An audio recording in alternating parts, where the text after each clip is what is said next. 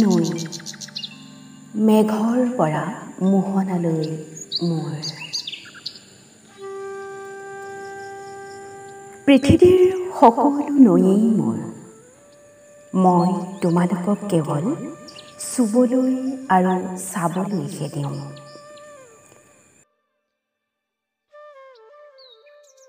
উৎস বা সংগম, ধীৰ বা জংগম, নৈৰ সকলো অংগই মোৰ।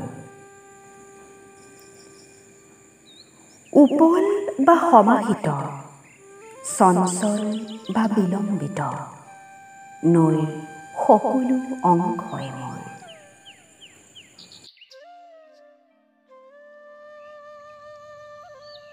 পৃথিৱীৰ যত মানে জলৌথলৌ জলৌপলৌ অহৌবলীয়া নৈবোৰ মোৰেই। মেঘৰ পৰা মোহনালৈ নৈৰ সুদীৰ্ঘ জীৱনোপন্যাস। পাহাৰীয়া একা বেকা শৈশৱ, উত্তুংগ তৰংগৰ বনৰীয়া যৌৱন, অভিজ্ঞ বালিচহীয়া ধীময়তা। নৈৰ সেই কিংবদন্তীবোৰো মোৰেই। নৈৰ দুপাৰৰ পৰিপক্ক ঘূৰ্ণীয় শিলবোৰ, য'তে লিখা থাকে নৈৰ দিনলিপি। তোমালোকে মাথো সেয়া পঢ়িহে লোৱা।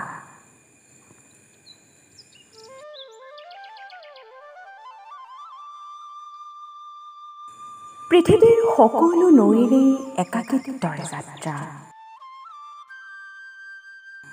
মাথো ক্ষণিকতেই ঠায়ে ঠায়ে বহলাই থৈ আহে হাত। ঢাপে ঢাপে পাতি আহে সভ্যতাৰ হাত।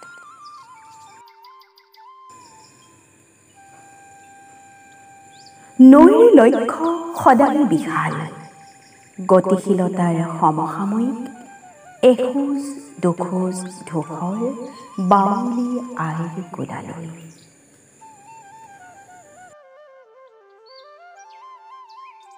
প্ৰকৃতিৰ সকলোতে নৈৰেই পৰশ।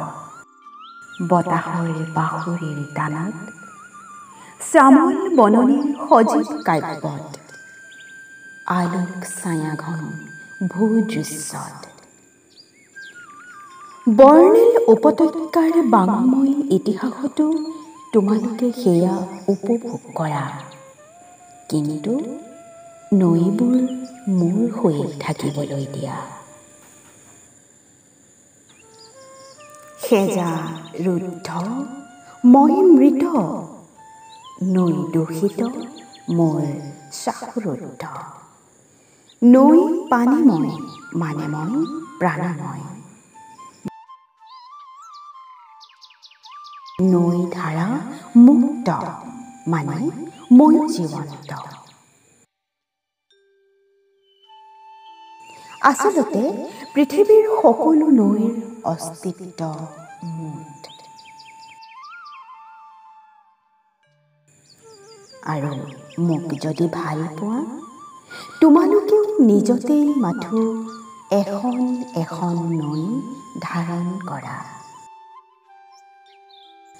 আৰু মোক গতাই দিয়া পৰম মমত্বৰে সেই নৈবোৰো মই লালন কৰিম। পৃথিৱীৰ আন সকলো নৈৰ দৰেই সেইবোৰো প্ৰবাহিত হৈ ৰ'ব মোৰেই নৈ হৈ। অথচ তোমালোকেই চুব আৰু চাব পৰাকৈ।